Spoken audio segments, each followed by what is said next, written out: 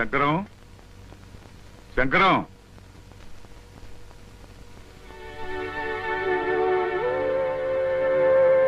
అమ్మా సీత స్టవ్ మీద వేడి నీళ్ళు ఉన్నాయి దించేయి. అలాగే అత్తయ్య.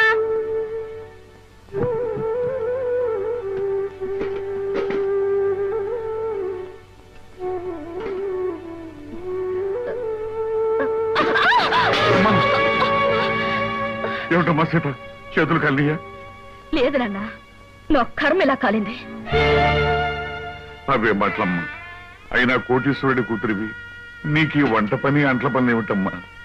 పుట్టి బుద్ధి ఎరిగాక నువ్వెప్పుడైనా వంటగదిలోకి అడుగు పెట్టావమ్మా? అలాంటి నన్ను కష్టాల్లోకి బాధల్లోకి అడుగు పెట్టాలనేగా మీరు అబద్ధాలు చెప్పి నాకే పెళ్లి చేసింది. అమ్మా సీత, నాన్న చేతి మీద పడిన వేడి నీళ్లకు నా కన్నీళ్లే వస్తాయి. కానీ నా కన్నీటి చుక్కలు చూసిన మీకు బాధతో గుండె కోతపడి నెత్తుటి చుక్కలు వస్తాయని నాకు తెలుసు. నేను కోరుకునేది అదే. అమ్మా సీత, ఓ మంచి మనిషితో నీ పెళ్లి జరగాలని నేను తాపత్రయపడ్డానే తప్ప నువ్వో పని మనిషిలాగా అలవాటు లేని అడ్డమైన పనులు చేయాలని నేను కోరుకోలేదమ్మా. 2000 జీతంతో 6 మంది ఉన్న కుటుంబాన్ని పోషించే ఒక మధ్యతరగతి మనిషి ఇల్లాలు అన్ని పనులు చేసే తీరాలన్నా.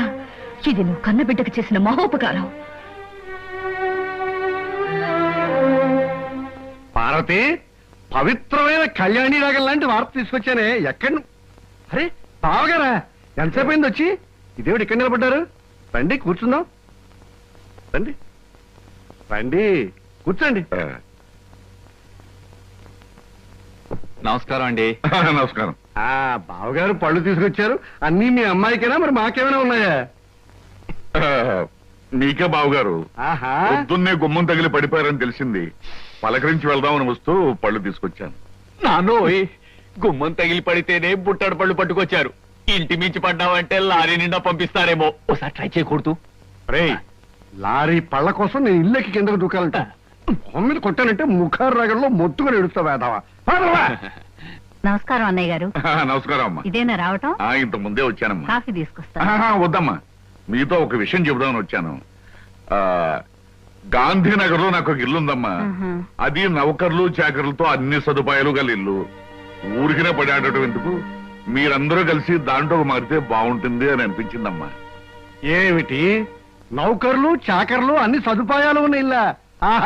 ఛాయరాయ కీర్తన లాంటి శుభవార్తని కాస్త ముందెందుకు చెప్పలేదు బావగారు? రేపే ఇంటికి మార్చేద్దాం. అవునా?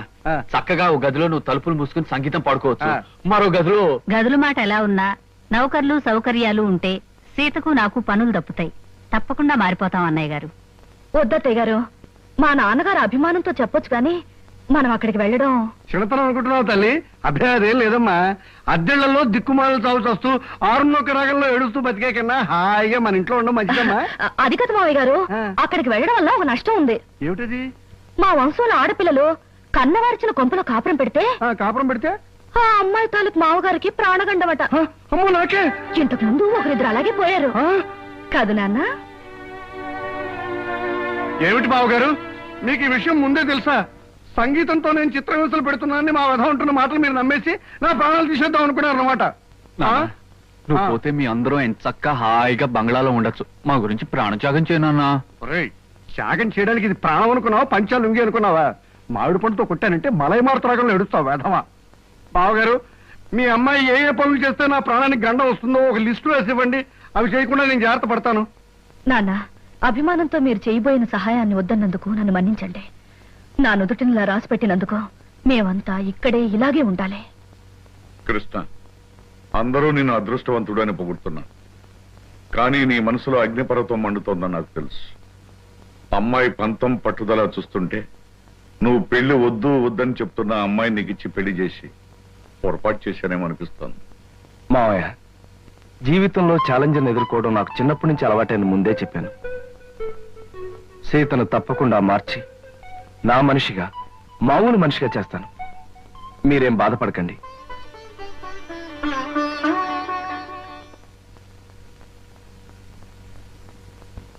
ఏమండి, ఇవాళ మన హౌస్ ఓనర్స్ వెడ్డింగ్ డే అట. సాయంకాలం పార్టీకి పిలిచారు. పెళ్లి రోజులు అనేవి ప్రతి జంటకి వస్తుంటాయి.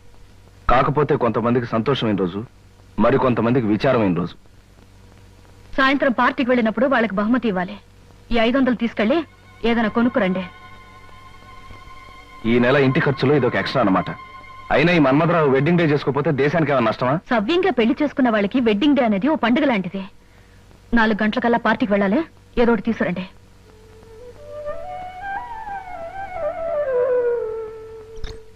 అమ్మాయి గారు, అమ్మాయి గారు, అదేంటి సింహాచలం ఇలా వచ్చా? ఏం చెప్పమంటారమ్మా? ఇదిగో నా పక్కన ఉన్నాడు చూడండి, ఈడే మా ఇంటి ఓనరు, మటన్ కొట్టు మస్తాను గారమ్మా. అద్దె డబ్బులు అర్జెంట్ గా కట్టకపోతే మా ఆవిడ్ని, నన్ను, మా పిల్లల్ని కైమా చేసేస్తానంటున్నాడు. అసలే మా పశువుడు చౌ బతుకుల మధ్య ఉన్నాడు. ముందాడికి మందులు ఎంచుకోవడానికి డబ్బులు చూసుకోవాలి, తర్వాత నీ సంగతి అంటే వినిపించుకోవటం లేదమ్మా. అదేమిటయ్యా వస్తాను. అవతల పిల్లాడికి ప్రాణం మీదకి వచ్చిందంటే వినకుండా ఏమిటంత మాటలు? మాటలు కాదు అమ్మా, ఖచ్చితంగా వీడిని ఖాళీ చెయ్యి, ఖైమా కొట్టి వీడిని కొంప ఖాళీ చేయించేస్తాను. అమ్మా, వీడికి నచ్చ చెప్పడానికి చూసి ప్రయోజనం లేదు తల్లి. ఇప్పటికే వీడి మనుషులు సామానంతా బయట పారేసి చిందులు దొక్కేస్తూ ఉంటారు. నా పెళ్ళం బిడ్డను ఒళ్ళో పెట్టుకుని సాగు బతుకుల మధ్య ఉన్నాడు అని ఏడుస్తూ ఉంటుంది. ఏం చెప్పినా వినకపోవడం వీడికి పుట్టుకతో వచ్చిన గుణమమ్మా. డబ్బులు ఇవ్వడం తప్ప మరో దారి లేదు తల్లి, మరో దారి లేదు. నువ్వంత బాధపడకు సింహాచలం. అతనంత మనసు లేకుండా దుర్మార్గంగా మాట్లాడుతుంటే మనసున్న మనిషి ఎవరు చూస్తూ ఊరుకోలేరు. నీకెంత కావాలి? ఒక 500 అయితే మందుకి అద్దెకి. అయితే ఉండు, తెస్తాను. ఏమే, ఎలా ఉంది మన యాక్టింగ్? బ్రహ్మాండంగా ఉంది. నువ్వు తాగినంత పోయిస్తా గానీ ఆ కోపం చూపులు అలాగే ఉంచు. మీసం తిప్పు, లేకపోతే అమ్మాయి గారు కనిపెట్టేస్తారు. అచ్చా, ఇదిగో సింహాచలం 500. ఇతనికి ఇవ్వాల్సింది ఇచ్చి మీ అబ్బాయికి వైద్యం చేయించు. అమ్మా, వయసులో చిన్నదానివైనా నీ కాళ్ళకి దండం పెడతాను. పరా దరిద్రుడా, లెక్క చూసి నీ డబ్బు నీ మొహాన్ని కొడతాను. వస్తానమ్మా. బాబు, అసలే పసివాడికి ఒళ్ళు బాగుండగా ఏడుతున్నాను. ఇప్పుడు అద్దె పేరు చెప్పి సామాన్లన్నీ బయట పారేసి అన్యాయం అయిపోతాను బాబు. నోరు మీవే. నాకు అద్దె డబ్బులు ఎగ్గొట్టి మీ ఆయన సొమ్ములన్నీ సీసాలకు తగలేస్తుంటే నేను నోరు మూసుకుంటావాలా? ఈ ఒక్కరోజు గడివే ఉండు బాబు, రేపు మీ డబ్బులు మీకు ఇచ్చేస్తాను. అదేం కుదరదు, ఇప్పుడే ఇచ్చి తీరాలి. కృష్ణబాబు, కృష్ణబాబు.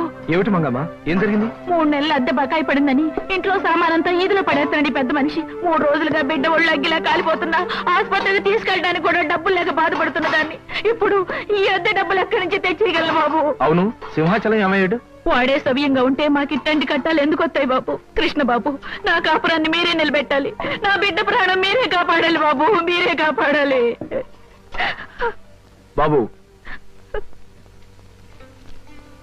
వెళ్ళు. రండిరా. ఓయ్, ఆ సామానంతా లోపల సర్ది వెళ్ళండి. అలాగే అయ్యా. మంగమ్మ, ఇదిగో డబ్బు. ఇంటి ఖర్చులకి, కుర్రాడి హాస్పిటల్ ఖర్చులకి ఉంచు. మీరు నిజంగా దేవుడు బాబు. మంచి సమయానికి చల్లని మనసుతో వచ్చి మమ్మల్ని కాపాడారు. మీరు 1000 సంవత్సరాలు బతకాలి బాబు. సీత, సీత. ఏమిటండి ఇంత ఆలస్యంగా వచ్చారు? బహుమతి ఏం తీసుకురాలేదా? లేదు సీత, అనుకోకుండా ఓ సంఘటన ఎదురైంది. మన సింహాచలం లేడు, ఇంటి వనరు డబ్బు ఇవ్వలేదని వాడి సామాన్లన్నీ బయట పారేశాడు. ఓ పక్క పిల్లాడికి ప్రాణం మీదకొచ్చి మందులు ఇప్పించడానికి డబ్బు లేక ఆ తల్లి ఏడుస్తుంది. ఆ పరిస్థితి చూస్తే నాకే కళ్ళలో నీళ్లు తిరిగాయి. అసలు ఒక డబ్బున్నవాడి పెళ్లి కానుకి ఖర్చు పెట్టడం కంటే ఓ పేదవాడి బ్రతుకి ఖర్చు పెట్టడం మంచిదని చెప్పి ఆ డబ్బు వాళ్ళకే ఇచ్చేశాను. చాలా అద్భుతంగా ఉంది మీ అబద్ధం. ఏమిటి సీత, ఏమిటి నువ్వనేది? ఏమీ తెలియనట్టు నటించాలని చూడకండి. నాకంతా తెలుసు. పొద్దున్నే సింహాచలం వచ్చి నా దగ్గర పరిస్థితి అంతా చెప్పి 500 తీసుకెళ్లాడు. ఆ విషయం తెలియక తమరు తెలివిగా అబద్ధం ఆడాలని చూశారు. అదిగా సీత, నేను చెప్పేది. చెప్పడానికి ఏముంది? అబద్ధం మీద అబద్ధం తప్ప. మన పెళ్లి జరిగాక మీరు మారారనుకున్నాను, కానీ ఇప్పుడు అర్థమైంది మీరు మారలేరని. అది